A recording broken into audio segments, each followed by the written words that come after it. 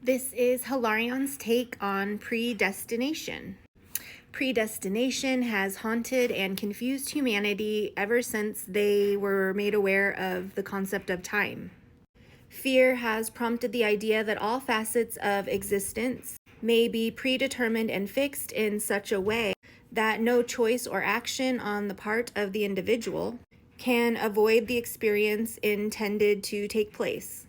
This misconception has caused great confusion and anxiety amongst human beings.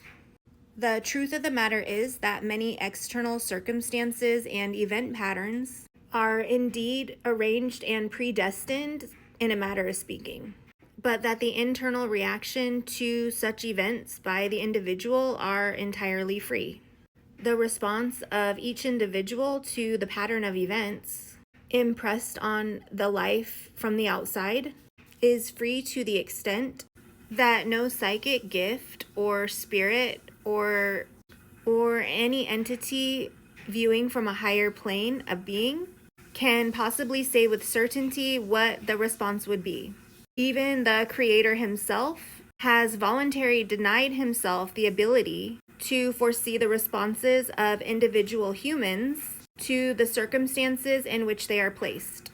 The distinction between external predestined events and internal freedom of response can be represented by the following hypothetical case. If a man suddenly walking down the street was to be struck by a flower pot from above, which he did not see before the impact, it is clear that he couldn't do anything to prevent this external event from happening. However, his freedom of internal response towards that outer event is unlimited.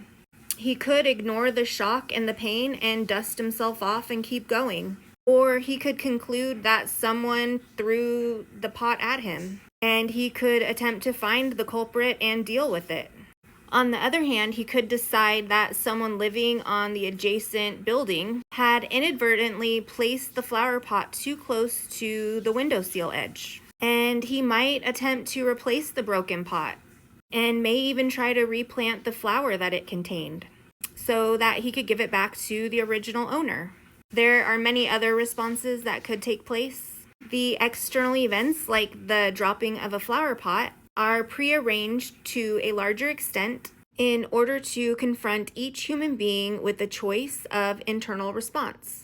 Through the requirement to choose in this way, it is hoped that the individual will learn to choose the right and more spiritual response. And it's through these tests he will develop a sense of goodness, which will lead to overall improvement in a spiritual sense.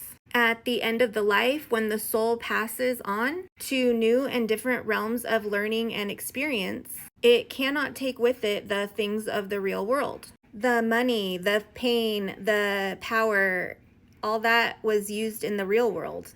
Those are all left behind. But what the individual does take with them are the results of all the choices they have made and responses they made to the pattern of events they have gone through in the life that was just completed. So, in a sense, these are the permanent benefits that are derived each life by the soul. The determining factor is the completely free and uninhibited choice of the soul itself. What do you think about that?